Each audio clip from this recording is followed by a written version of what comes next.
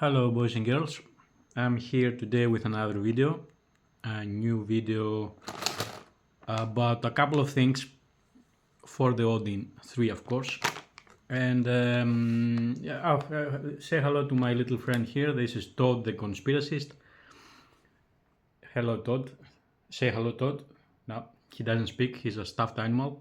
But he's a great conspiracist that sometimes thinks makes up great conspiracies about video games and emulators and consoles and everything like that.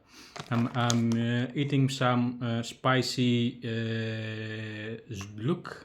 I don't know how to call them. Those are really spicy. And I'm drinking hot tea. I do not recommend the combination. But it's essential because we're gonna talk about a very hot matter, which is the Odin emulator, a little bit, more than a little bit, and a little bit about Cyberpunk and how it performs or not performs in Game Hub and Game Native. All that while I'm downloading some GOG games on PC. Todd is falling asleep. Probably he's gonna fall asleep and fall off my shoulder in a little while, but we need him because it's his theory. And I'm downloading from GOG a couple of games, actually 6, to test on Odin 3, and one of it's called Uncharted Legacy of Thieves. I have no idea. I have seen nothing about this game working or not working. Completely, I'll go completely blind on it and check to see how it's gonna do. So Todd, you told me something about a driver in Odin, in the Odin emulator, that you say that weirdly it has a glitch, like a checkerboarding glitch, like the whole screen fills with checkerboarding patterns, like chess. Shit, well, those are really hot. You said that you think that is intentional because the driver, and the driver that I'm talking about is Turnip driver 8 Gen version 25, V25. So this driver right here, when you use it in almost all games, not all, I have found out that some doesn't do that, but most of the games that you use it with, like in example Astral Chain here, it creates that checkerboarding pattern everywhere, even in videos and in the graphics and in the gameplay, but even in videos of the game. For example, I'll show you, it does that in a video of Gothic remastered version for the Switch, where actually that version in Eden only plays the video and then it's black screen completely, but the video has this pattern like every other game that has it. And the Astral Chain is not loading right now. Let me, this Eden thing is full of bugs. I should force stop it and reopen it. Yeah, now it starts.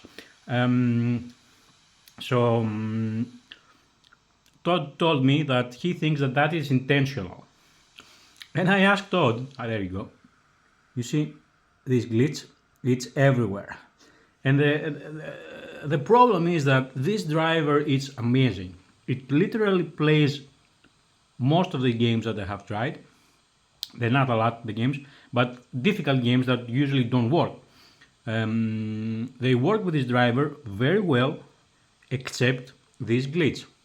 And this glitch, Todd here, who falling asleep. He thinks that it's intentional because it's very symmetrical. It exists everywhere in all games, that almost all games that you use it, and actually it doesn't go away. And it seems like it could be an easy problem to fix. I mean, why is this pattern even happens as a glitch? Is it the driver's fault? The one who makes the driver makes it wrong or whatever? Or is it the emulator's fault? We don't know.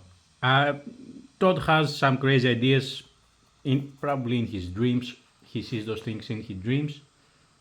He really doesn't stack very well here, and he wants to fall. And he thinks of this stuff all the time and makes up shit. But it's really frustrating because this driver is so good. It plays everything. I mean, sometimes if you put your mind into it and ignore this pattern, you can even play the game, not completely. It's crazy. Let me show you that even in weird old videos from Gothic Remastered, it still has this pattern. And that pattern applies to the resolution of it also. It changes regarding to the resolution. There you go. There's the pattern again. Anyway, that's a good conspiracy to think about it. You know, maybe there is some maybes as to why that might be happening. Todd told me that he thinks maybe it's because people who make the drivers want to avoid the wrath of Nintendo, so they do this with a really good working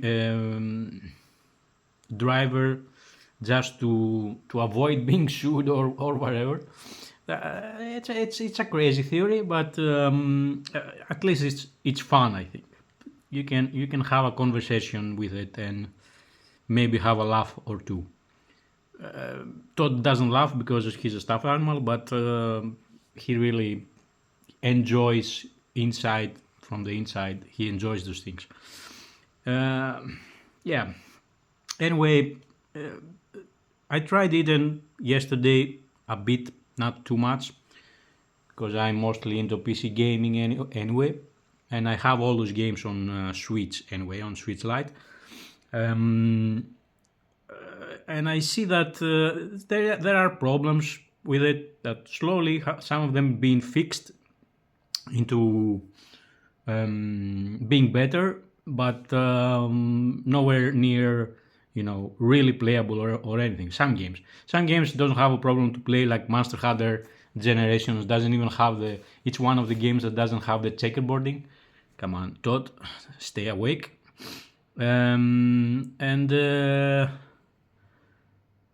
Yeah, I believe that there is a conversation to be had about the drivers and the emulators themselves, because I think that the emulators need too much, or rely better. The better word is rely too much of those drivers. Everybody talking about the drivers, and when we're gonna have a good driver, what driver is the best, blah blah blah blah blah blah. But if you come to think about it, other emulators that are older and better now, because they've been worked of so many years. I should look at the camera. I forgot that. So many years, like the PS2 emulator, Aether SX, Nether SX, all those forks anyway from the PS2 emulator, and the GameCube emulator, Dolphin. All those emulators do not need any drivers to play most games. Drivers, some of them use drivers, those custom drivers, because they want to improve performance, especially in older, weaker phones and devices and stuff. Yeah, I'm gonna have some tea. But I repeat, do not attempt this while you eat the spicy noodles. Oh shit! Yeah, don't do that. Yeah. So I'm thinking, why does those emulators don't need those drivers? They don't need the drivers at all. Most of the games work and play, and yeah, you can use the drivers to have better performance. But an emulator like Switch or even other emulators like PS3 emulator now on Android and the new emulator that just came out. I don't know if it came out yesterday, but I tried it yesterday for the first time. I saw a video from Russ from Game Corps, Retro Game Corps, that he tried it, and I tried it myself, and I played some Ninja Gaiden and Halo games playing really well, both of them. Ninja Gaiden, if you put it in 30 FPS, it plays okay, but it has an issue where frame rate is inconsistent, and sometimes it speeds up and sometimes it slows, and it's weird if you keep it in 60 FPS limit. But it's playable in 30 FPS, although it's Ninja Gaiden, so it needs its 60.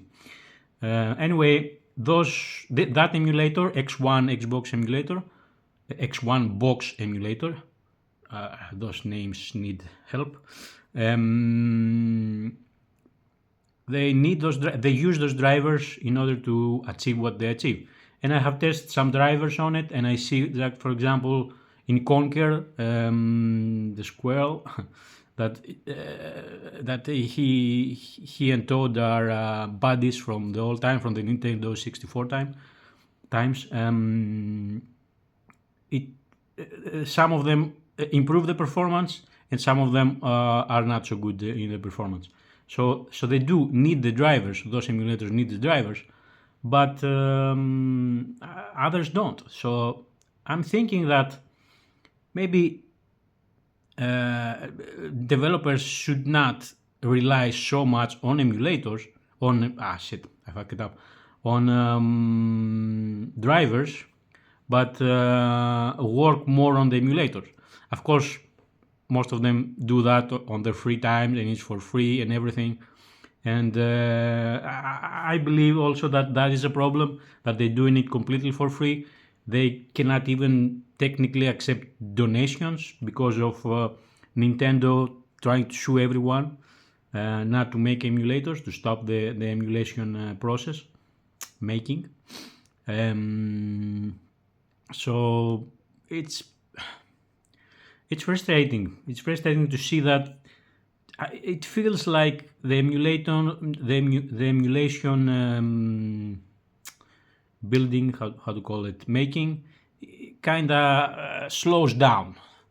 It kind of looks like it slows down. So I hope they find a way to do something about it. Now, I also read the news that one of those days, Eden emulator was taken down from GitHub. That's another thing. It still exists, of course, that you can download from Discord or from other sites, but it's down from GitHub. They just, I don't know, Nintendo made a claim and they take it down from GitHub. So that's the thing. Everyone's trying to destroy emulation, but they don't actually make the games or sell the games in any affordable and reliable way in other platforms. And I don't think they're ever gonna do it. Even if they do some ports, they're never gonna do like Nintendo. They're never gonna release all of their games in Android. That's not gonna happen. They're gonna make always their own consoles. I don't know.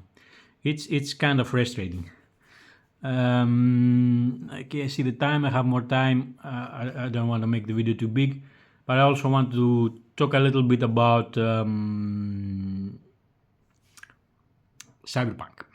Cyberpunk on Odin 3. It has a big issue. It has a iceberg size freeze that it's not fixable right now, and it happens always in outside environments in the game, especially in the city. Outside of the city, it takes longer to happen. Inside the city, it happens like in seconds. But indoors, in buildings and in missions and stuff like that, the game can really just work. And I have one buddy in Discord that he's really good on doing optimization on the game native or game hub, depends on the game, emulator, and he even achieved very good performance for Cyberpunk. He had shown me, and also Baldur's Gate 3, very good performance. That makes those games quite playable into a console like Odin 3, which is a big thing, and we need something to improve either in the emulators or the drivers that fix this problem, which could be a memory leak or something.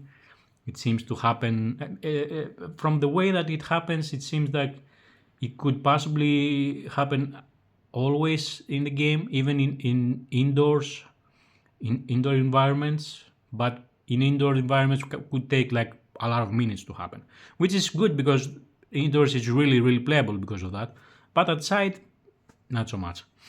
And a lot of people, because it's Cyberpunk and it's popular and everyone wants to make a video about it and maybe make a lot of views or whatever, they're showing that the game plays indoors, and they say, oh, a gameplay of and they don't say that yeah, but the game is not playable. Todd, come on, man, don't do that, stay awake. And they say the game is playable and stuff, but they don't say that the game is not playable because you cannot go outside. Like, not at all. It's gonna just crash. And I had like a whole night, not a whole night, but maybe a few hours testing on it with another guy, another friend from Discord.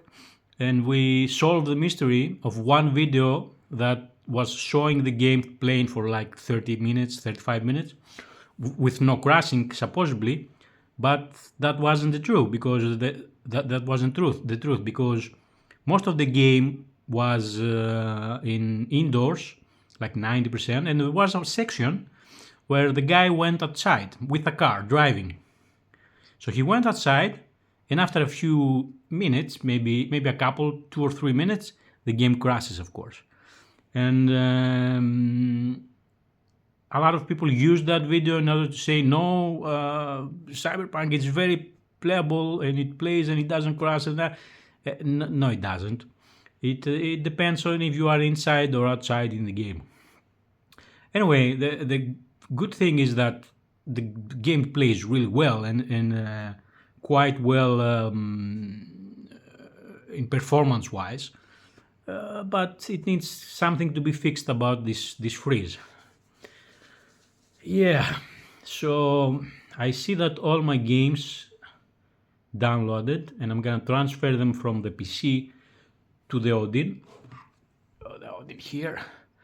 I'm gonna transfer them with an portable SSD drive, because it transfers much faster. I can download those games like they're more, considering also Uncharted, which is 100 gigabyte.